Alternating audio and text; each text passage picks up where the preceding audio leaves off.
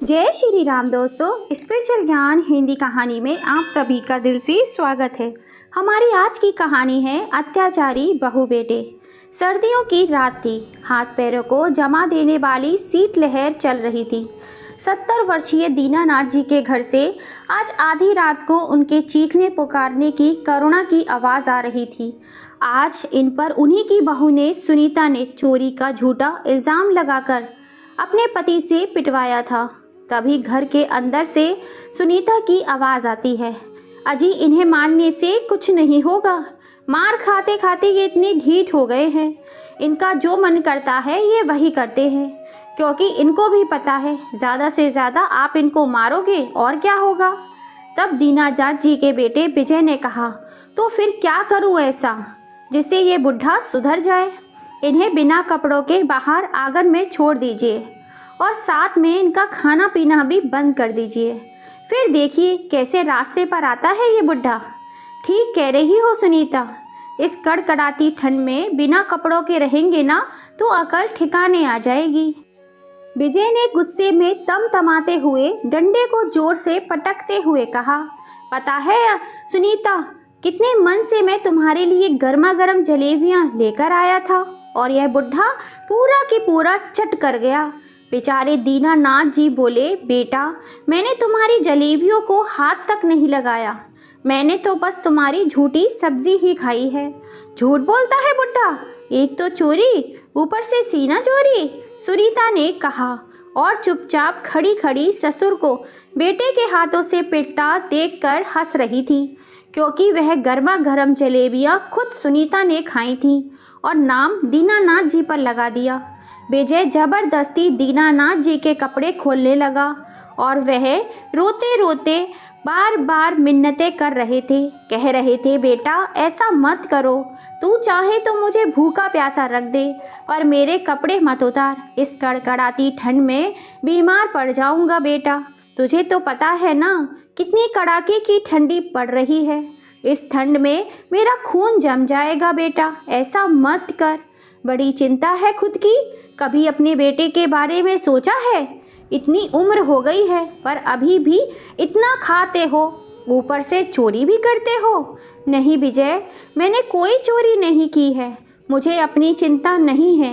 वह तो मैं हर रोज़ भगवान से मुझे उठाने की प्रार्थना भी करता हूँ, पर भगवान मेरी सुनता ही कहाँ है।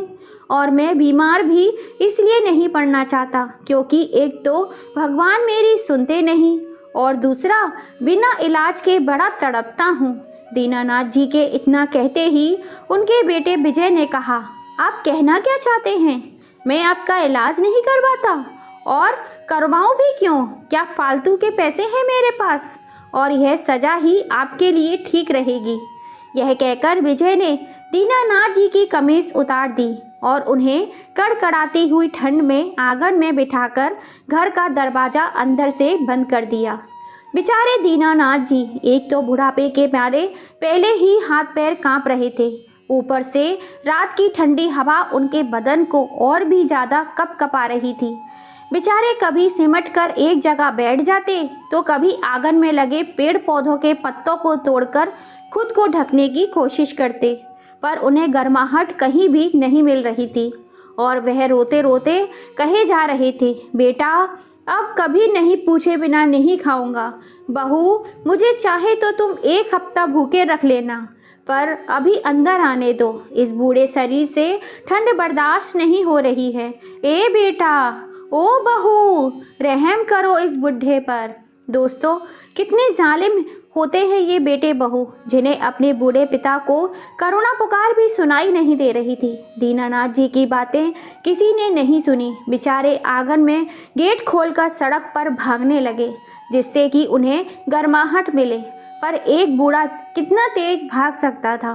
दौड़ते दौड़ते उन्हें एक पेड़ के नीचे फटी हुई सी बड़ी सी पॉलीथीन धूल खाती हुई दिखाई दी। उन्होंने उस फटी हुई पॉलीथीन को उठाकर झाड़कर अपने पूरे शरीर को ढक लिया। पॉलीथीन जगह से इतनी फटी थी कि शायद वह उनके बदन को ढक भी नहीं पा रही थी। दीनानाथ जी अपनी किस्मत को देखकर बहुत ही रो रहे थे। उस फटी हुई पॉलीथीन को पहनते हुए उनकी आंखों से आंसुओं की धारा बहती जा रही थी। शरीर पूरी तरह से कांप रहा था। भरी जवानी में दीनानाथ जी की पत्नी उन्हें छोड़कर भगवान को प्यारी हो गई थी और छोटे से विजय को छोड़कर चली गई थी। दीनानाथ जी ही जानते हैं किस तरह उन्होंने अकेले विजय को पाला पोसा। यहाँ तक कि उन्होंने दूसरी शादी भी नहीं की, क्योंकि वे नहीं चाहते थे कि सौतेली माँ का अत्याचार विजय को झेलना पड़े। इसीलिए दीनानाथ जी ने कभी भी दूसरी शादी नहीं की। अपने बेटे का पालन पोषण करके इस काबिल बना दिया कि वह आज अच्छी खासी नौकरी करने लगा है, लेकिन आज वही किसी तीसरे के लिए उन पर इतने अत्याचार करेगा। खैर, दोनों बाप बेटे अपनी ज़िंदगी मज़े से जी रहे थे, पर विजय को धीरे धीरे दीनानाथ जी से चिढ़ होने लगी थी। अगर वह बीमार पड़ते तो विजय उन्हें कमरे में कैद कर रख देता, कहीं आने जाने नहीं देता था। एक दिन विजय ने दीनानाथ जी से कहा, पापा, अब मैं आपकी और इस घर की जिम्मेदारी अकेले नहीं उठा सकता हूँ, तो इसीलिए मैंने शादी करने का फैसला कर लिया है। मैं सुनीता नाम की एक लड़की से प्रेम करता हूँ और उसी से शादी करना चाहता हूँ। सुनीता इस घर की जिम्मेदारी को बाखूबी संभाल लेगी। दीनानाथ जी ने उस वक्त भी कहा था, यह तो बहुत अच्छा सोचा बेटा तुमने। उस वक्त भी दीनानाथ जी ने अपने बेटे को मना नहीं किया। उन्होंने उसकी इच्छा से उसकी पसंद की लड़की से शादी कर दी। उनके घर में सुनीता उनकी बहू बनकर आई और दीनानाथ जी तो पहले से ही घर का सारा काम किया करते थे। विजय को कभी उन्होंने एक प्लेट तक धोने नहीं दी थी। पूरे घर का काम काज, खाना पीना सब कुछ दीनानाथ जी ही किया करते थे।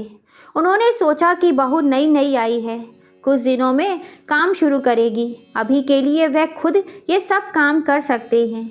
लेकिन दीनानाथ जी की बहू उनसे काम करवाने की आदी हो गई। एक दिन दीनानाथ जी की बहू सुनीता ने कहा, वाह पापा जी, आपकी हरकतें देखकर तो मुझे लग रहा है कि मुझे यहाँ सासू माँ की कोई कमी महसूस नहीं होगी। आपको तो रसोई का सभी काम आता है। सुनीता की इस बात से दीनानाथ जी का खिला खिला चेहरा अचानक से एकदम मुरझा गया। उसी दिन उनके बेटे विजय ने कहा, पापा, अब ये सब नाटक खत्म हो गया हो तो रात के खाने का इंतज़ाम कर दीजिए। अब नई बहू आते ही तो रसोई में नहीं जाएगी ना। यह क्या कह रहे हो आप? यहाँ आज तो क्या, इनके रहते मैं कभी रसोई में नहीं जाऊँगी। देखो, आपने मुझे यही वादा किया था ना। इस पर बेशर्मी से विजय ने कहा, अरे हाँ बाबा, वैसे भी यह पूरे दिन घर पर और करेंगे भी क्या, तुम्हारे आराम में कोई खलल नहीं आएगा। दीनानाथ जी उन दोनों की बातें सुनकर हैरान थे। मन ही मन सोच रहे थे, सालों बाद घर में लक्ष्मी का प्रवेश हुआ है और कहाँ लक्ष्मी के मुंह से ऐसी बातें सुनने को मिल रही हैं। समय बीतता गया और दीनानाथ जी अपने ही घर के रसोइया बनकर रह गए थे। घर का काम हो गया, बाहर का काम उनके जिम्मे ही था। उनकी बीमारी में भी उनको आराम और सेवा नहीं मिलती। जब दीनानाथ जी के पोते गौरव ने जन्म लिया तब उनका भी सारा काम वही किया करते थे। एक दिन की बात है, दीनानाथ जी बाथरूम में फिसल कर गिर गए। उनका सिर दीवार से लग गया और वह फट गया। खून की धारा बहने लगी। वह खून को हाथ से दबाते हुए सुनीता के पास आए और कहा, बहू, मेरा सर बाथरूम में गिरने की वजह से फट गया है, मुझे डॉक्टर के पास ले चलो। सुनीता ने कहा, आप गिरते पड़ते रहो और हम डॉक्टर के पास भागते रहें? पैसे जैसे झाड़ पर लगे हैं, चुपचाप बैठो, मैं कुछ करती हूँ। पता नहीं भगवान इस मुसीबत को उठा क्यों नहीं लेते। यह बड़बड़ाती हुई सुनीता अपने कमरे में जाती है और अपना एक दुपट्टा लाकर दीनानाथ जी के सर पर बांध देती है। दीनानाथ जी दर्द से छटपटा रहे थे। जब विजय घर आया तो गौरव ने उसे सब कुछ बताया। नन्हा गौरव तब इतना कहाँ समझदार था। गौरव के बताने पर जब विजय अपने पिता को देखने गया तो उसके होश उड़ गए। वह पहले दीनानाथ जी को अस्पताल ले गया, फिर उन्हें टाँके लगवाकर घर ले आया और अपनी पत्नी सुनीता से कहा, तुम पागल हो गई हो क्या? सर फटाकर खून निकल रहा था, ऐसे तो सारा खून बहकर वे मर जाते। फिर सोचा है क्या होता? इस पर सुनीता ने गुस्से में कहा, मरता है तो मरे, मेरी भला से, इस आफत से तो परेशान हो चुकी हूँ मैं। इसने करवा ही दिया ना डॉक्टर का खर्चा, आप देखो इससे कैसे वह खर्चा वसूलती हूँ। अस्पताल से आकर दीनानाथ जी लेटे थे। इतना खून बह जाने की वजह से काफ़ी कमज़ोरी थी, पर ना तो उन्हें पूछने उनका बेटा विजय आया और ना ही उनकी बहू सुनीता। वह भूख से तड़प भी रहे थे और अंत में थककर उन्होंने सुनीता को आवाज़ लगाई और रोटी देने के लिए कहा। रोटी? कौन सी रोटी? जो आपके ऊपर डॉक्टर का खर्चा हुआ है ना, उससे आपके 3 दिन की रोटी तो गई। अब 3 दिन सिर्फ पानी पीकर गुजारा कर बैठे। दीनानाथ जी ने फिर कुछ नहीं कहा। उन्होंने सोचा शायद भूखे रहकर ही वह चल बसेंगे। प्रिय दोस्तों, कभी कभी मौत भी इतनी आसानी से नहीं मिलती है। भगवान ने हमारे नसीब में क्या लिखा है ये सिर्फ वही जानता है। दोस्तों, फिर दीनानाथ जी अपनी भूख को दबाने के लिए अपने पेट को कपड़े से कस कर बांध लेते हैं, तो कभी पास में पड़े जग का पानी पी लेते हैं और सोने की कोशिश करते हैं। पर उस बुजुर्ग को राहत कहीं नहीं मिल पा रही थी कि तभी गौरव चुपके से आता है और दादाजी को दूध का गिलास पकड़ा कर कहता है, दादाजी, ये दूध मम्मी ने मुझे दिया है, मैं चुपके से आपके पास लेकर आया हूँ। आपको भूख लगी है ना, जल्दी से पी लीजिए, इससे पहले कि मम्मी को पता चले। गौरव की इस मदद से दीनानाथ जी और बिलखने लगे और कांपते हुए हाथों से वह दूध का गिलास पकड़कर उसे पीने लगते हैं। वह दूध को आधा गिराते हैं, आधा पीते हैं, जिस पर गौरव कहता है, दादाजी, जितने दिन की आपकी सज़ा है इसी तरह मैं आपको दूध दे जाया करूँगा। रोते हुए दीनानाथ जी ने कहा, बेटा, कहते हैं बच्चों की बातें भगवान जल्दी सुनते हैं। तुम भगवान से कहो ना, इस बुढ़े को अपने पास जल्दी बुला ले। दीनानाथ जी की बातें सुनकर गौरव ने कहा, दादाजी, पापा मम्मी आपको बहुत सताते हैं ना, मैं भगवान से यह कहूँगा कि उन्हें सज़ा दें। प्रिय दोस्तों, इसी तरह अगले दिन गौरव दूध लेने के लिए आया तो सुनीता वह देख लेती है और फिर क्या था, उसके लिए भी दीनानाथ जी को उनके बेटे विजय ने पीटा। इसी तरह डांट फटकार मार खाते हुए समय बीतता गया। धीरे धीरे गौरव अब बड़ा हो गया और फिर अपने दादाजी के लिए आवाज़ उठाने लगा। इसलिए विजय ने पढ़ाई के बहाने गौरव को बाहर भेज दिया। गौरव के जाने के बाद इनका वापस से वही रवैया शुरू हो गया। घर पर जो फटे पुराने कपड़े होते थे वही दीनानाथ जी को पहनने थे। चप्पल भी फटी, यहाँ तक कि कभी कभी खाना भी उनको ताज़ी नसीब नहीं होता था। एक रोज़ बर्तन धोते हुए उनसे एक प्लेट गिरकर टूट गई, जिसके लिए सुनीता ने उन्हें पूरा दिन भूखा रखा। पर जब दीनानाथ जी दोबारा बर्तन धोने रसोई में गए तो विजय की थाली में बची हुई थोड़ी सी झूठी सब्जी थी। बस इसी सब्जी को दीनानाथ जी ने पोहे में मिलाकर खा लिया और इसी वजह से उन्हें चोर कह कर के कड़ाके की ठंड में बाहर कर दिया गया और फिर पीटा गया। आज वही दिन था जब दीनानाथ जी रोड पर बिना कपड़ों के कड़क कड़ाती ठंड में दौड़े जा रहे थे। इधर सुनीता और विजय खुश हो रहे थे कि चलो बुढ़ा कहीं मर गया होगा डूबकर, और इसी खुशी में दोनों पार्टी कर रहे थे। तभी अचानक मोहल्ले में बड़ी हलचल शुरू होने लगी।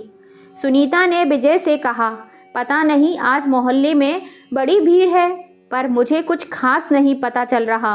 आप जाकर पता तो करो आखिर क्या बात है। विजय इस भीड़ में जाता है और घबराता हुआ बाहर से अंदर आकर दरवाज़ा बंद कर लेता है और हाँफते हुए सुनीता से कहता है, अरे गजब हो गया, सामने वाले तालाब में एक बूढ़े आदमी की लाश मिली है, वह भी खाली बदन। अब पुलिस आएगी तो पापा को घर ना देखकर कहीं हम पर ही शक ना करे। जो हुलिया लोगों ने बताया है उससे तो वह लाश पापा की ही मालूम पड़ती है। हम तो बुरे फंसे सुनीता। अब सबसे पहले अपने चेहरे की ये घबराहट निकाल लिए और अगर पुलिस आए तो कह देंगे वे हमारे बेटे से मिलने गए हैं। पर पुलिस अगर गौरव से पूछेगी तब? तुम तो जानती हो कि गौरव कैसा है। अगर वह कह दे कि दादाजी यहाँ नहीं है तो? ऊपर से दादाजी कहाँ गए हैं पूछ पूछ कर वह तो हम पर ही चढ़ जाएगा। तुम भी ना ऐसा सुझाव देती हो कि क्या कहूँ। अच्छा ठीक है, हम कह देंगे कि तीर्थ यात्रा पर गए हैं और उनकी फ़ोटो दिखा देंगे, पुरानी वाली कोई भी। दोनों यह सब बातें कर ही रहे थे कि दरवाजे पर किसी ने खटखटाया। विजय ने देखा कि उनके दरवाजे पर पुलिस थी तो उसके होश ही उड़ गए और वह डर से पसीने पसीने होने लगा। कांपते हुए हाथों से दरवाज़ा खोला। जी साहब कहिए। पुलिस वालों ने कहा, आप लोगों ने सुना होगा, यहीं पास ही तालाब में एक बूढ़े आदमी की लाश मिली है और मोहल्ले वालों ने बताया कि वह आपके बाबूजी जैसे लग रहे हैं, तो हम इसलिए यहाँ आए हैं।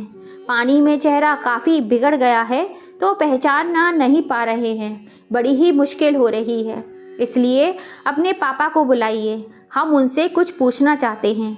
मेरे पापा जी बिल्कुल ठीक है, वह तो अभी 4 धाम की यात्रा पर गए हुए हैं। यह देखिए उनकी भेजी हुई फ़ोटो। यह कहकर सुनीता ने अपना मोबाइल पुलिस के आगे दिखा दिया। पुलिस वालों ने कहा, तो ठीक है, आप बात करवाना उनसे हमारी, क्योंकि मोहल्ले वाले बता रहे थे कि इससे पहले आपके पापा कभी इतने दिनों तक बाहर नहीं रहे हैं। पुलिस ने सत्य में आकर कहा, वह क्या है ना, पापा इस बार अपने दोस्तों के साथ गए हैं, वह काफ़ी दिनों के बाद गए हैं। विजय ने हकलाते हुए कहा, ठीक है, अभी तो मैं चलता हूँ, अगर ज़रूरत पड़ी तो फिर आऊँगा। यह कहकर पुलिस वहाँ से चली गई। अब पूरे 1 महीने तक लगातार पुलिस सुनीता और विजय को फ़ोन करके बार बार दीनानाथ जी के बारे में पूछताछ किया करती थी। एक बार महीना बीत गया, फिर एक दिन से पुलिस दीनानाथ जी के घर पहुंच गई और पूछताछ करने लगी। जैसे ही पूछताछ करके पुलिस वाले वहां से जाने लगे, तभी विजय और सुनीता का बेटा गौरव, जो बाहर पढ़ाई करता था, वह मौके पर पहुंच जाता है और आकर कहता है, पापा, दादाजी तीर्थ यात्रा पर कब गए और आपके पास उनकी ये फ़ोटो, यह फ़ोटो कहाँ से आई? यह तो दादाजी की सालों पुरानी फ़ोटो है, जब दादी जिंदा थी। यह तो तब की फ़ोटो है। यह क्या कह रहे हो? पुलिस वाले ने गौरव से पूछा। हाँ सर, मैं सही कह रहा हूँ। यह देखिए, जिस फ़ोटो को उन्होंने आपको दिखाया है वह तो आधी है, पूरी फ़ोटो तो मेरे पास है। यह देखिए, ये रही पूरी फ़ोटो। यह कहकर गौरव अपना फ़ोटो पुलिस के आगे बढ़ा देता है, जिसमें दीनानाथ जी अपनी पत्नी कांता जी के साथ थे। तो इसका मतलब वह लाश आपके पिता की है। अब आप लोग सच बताने का कष्ट करेंगे या फिर हम अपने तरीके से उगलवाएं? पुलिस ने कहा, नहीं सर, हमें नहीं पता पापा उस तालाब में कैसे पहुँचे। हमने तो बस उन्हें घर से बाहर निकाल दिया था, पता नहीं वह उस तालाब में कैसे पहुँच गए। सुनीता लड़खड़ाती हुई आवाज़ में बोली, हाँ सर, हमें तो उन्हें बस सज़ा देना चाहते थे ताकि वे आगे से चोरी ना करें। अपनी माँ और पापा की बातें सुनकर गौरव ने कहा, अच्छा, तो पापा दादाजी ने क्या चुराया था, जरा मैं भी तो सुनूं। गौरव, तू चुप रह, तू कुछ नहीं जानता। तेरे दादाजी मानसिक रूप से बीमार हो गए थे। वह जो करते थे उन्हें कुछ याद नहीं रहता था। कभी घर के पैसे चुराते थे तो कभी घर का कोई और सामान। इसलिए हमने उन्हें सज़ा देने के लिए सोचा। अपने माँ बाप की बातें सुनकर गौरव ने पुलिस वालों से कहा, नहीं सर, यह लोग झूठ बोल रहे हैं। दादाजी बिल्कुल ठीक थे। मुझे पूरा यकीन है इन्हीं लोगों ने उन्हें मारा है। आप इन्हें ले जाकर अपने तरीके से पूछताछ कीजिए, यह सब सच बता देंगे। अपने बेटे की बातें सुनकर सुनीता एकदम से तड़प उठी। नहीं, रुक जाइए बेटा, तू ये क्या बोले जा रहा है? अपने माता पिता के साथ ऐसा करते हुए तुझे शर्म नहीं आती? गौरव ने कहा, कौन से माता पिता? जिन्होंने मेरे दादाजी को तालाब में धक्का देकर मार दिया, वह मेरे माता पिता हो ही नहीं सकते। ले जाइए इंस्पेक्टर साहब इन दोनों को, मेरे इनसे कोई रिश्ता नहीं है। इस पर सुनीता बोल उठी, हमने कुछ नहीं किया, मैं सच बताती हूँ। यह कहकर सुनीता उस दिन की सारी घटना बता देती है। इतना सब कुछ सुनने के बाद गौरव ने कहा, आ जाइए दादाजी। दीनानाथ जी जैसे ही गाड़ी से निकलकर बाहर आए, उन्हें जिंदा देख, सही सलामत देखकर विजय और सुनीता के तो होश ही उड़ गए। आज ये पहले वाले दीनानाथ जी नहीं थे। सूट बूट पहने एक सेठ की तरह लग रहे थे। ऊपर से आंखों पर काला चश्मा पहना हुआ था। अरे सर, आप यहाँ? उस पुलिस वाले ने पूछा। आप तो वही हैं ना जो कल वृद्धाश्रम का उद्घाटन करने के लिए आए थे और आपने 1 करोड़ की धनराशि उन लोगों को दान में दी थी। यह सुनकर सुनीता और विजय की आंखें फटी की फटी रह जाती हैं कि यह सब क्या है, कैसे हुआ? पापा, आप यहाँ, मतलब फिर उस तालाब में, और यह सब क्या चल रहा है? विजय ने चौंकते हुए पूछा। इस पर उसके बेटे गौरव ने कहा, पापा ठहरिए, जरा सब्र तो करिए, बताता हूँ। जरा दादाजी को सांस तो लेने दीजिए। उस रात जब आप दोनों ने दादाजी को घर से निकाला था, दादाजी ठंड से बचने के लिए सड़क पर भाग रहे थे, तो अजीत अंकल ने उन्हें देख लिया और उनकी हालत देखकर उन्हें समझते देर न लगी कि यह सब आप लोगों की देन है। इसलिए उन्होंने मुझे फ़ोन करके सब कुछ बता दिया। मैं रिजर्व गाड़ी करके 2 घंटे में वहां तुरंत पहुंच गया। तब तक अजीत अंकल को दादाजी पर नज़र रखने के लिए कहा। जब मैं दादाजी के पास पहुंचा तो देखा बेचारे सड़क पर से धूल भरी हुई फटी थैली पहन रहे हैं। सच कहूँ, मेरी आंखों में आंसू रुकने का नाम नहीं ले रहे थे। जितना तरस मुझे दादाजी पर आ रहा था, उससे कहीं ज़्यादा गुस्सा आप दोनों पर आ रहा था। मैंने कभी आप लोगों के पास आकर इसका जवाब मांगना चाहता था, पर फिर मैंने सोचा कि आप लोगों ने जो किया है उसके लिए अब कोई सवाल जवाब नहीं, सीधे सज़ा होनी चाहिए। मैं दादाजी को अपने साथ ले गया, उनके अच्छे से देखभाल की। दादाजी की फिर से हिम्मत बढ़ाई, वह पहले की तरह अपने पैरों पर खड़े हो सके। दादाजी को इस दुख से निकालने के लिए मैंने उनको काम में बिजी कर दिया। दादाजी अपने आप को बोझ ना समझें, इसलिए मैंने उनको अपनी कंपनी में 50% का मालिक बना दिया। आज दादाजी मेरी कंपनी संभाल रहे हैं। पापा, मैं उसके अगले ही दिन आने वाला था यह खुशखबरी देने की मैंने अपनी कंपनी शुरू की है, लेकिन उससे पहले ही मेरी मुलाकात दादाजी से हो गई। जो आप लोगों ने दादाजी के साथ किया, उस दुख से निकलने के का बस यही एक तरीका बचा था मेरे पास। आपने मुझे पाल पोस कर बड़ा किया, लेकिन मैं बचपन से दादाजी को आपके हाथों से मार खाता हुआ देख रहा था। पापा उन्हें डंडे से पीटते थे, मुझे बहुत दुख होता था, लेकिन अब वही काम आपके साथ होगा। मैं तो आपको नहीं मारने वाला, मेरे संस्कार ऐसे नहीं हैं, लेकिन आपको पुलिस ज़रूर मारेगी। इंस्पेक्टर साहब, इन दोनों को ले जाइए और जो सज़ा बनती है दीजिए। आज से इस घर में मेरे दादाजी मेरे साथ रहेंगे। इतना कहते हुए गौरव अपने दादाजी का हाथ थाम लेता है और अपने माता पिता को पुलिस के हवाले कर देता है। पुलिस वाले सुनीता और विजय को गिरफ्तार कर लेते हैं और उन्हें जेल खाने में डाल देते हैं। उनके ऊपर अपने बुजुर्ग पिता को मारने, पीटने तथा उनको उनके ही घर से निकालने, खाना ना देने तथा उन्हें जान से मारने की कोशिश का केस चल रहा था। वे अब जेल की चक्की पीस रहे हैं और यहाँ पर गौरव अपने दादाजी की सेवा कर रहा है। प्रिय दर्शकों, किसी ने क्या खूब कहा है, बोया पेड़ बबूल का तो आम कहाँ से खाएं। मनुष्य जैसा करेगा वैसा ही फल उसे मिलेगा। गीता में श्री कृष्ण ने कहा है, मनुष्य जैसा कर्म करता है उसे वैसा ही फल प्राप्त होता है। प्रिय दोस्तों, गौरव ने अपने दादाजी को इंसाफ दिलाने के लिए अपने माँ बाप के साथ जो किया वह सही था या गलत, अपनी राय हमें कमेंट करके ज़रूर बताइएगा। और आप यह कहानी कहाँ से देख रहे हैं और कौन कौन सी सिटी से आप हमारी इस छोटी सी फैमिली का हिस्सा बन रहे हैं, प्लीज़ हमें कमेंट करके ज़रूर बताइएगा। फिर मिलेंगे आपसे ऐसी ही किसी कहानी के संग।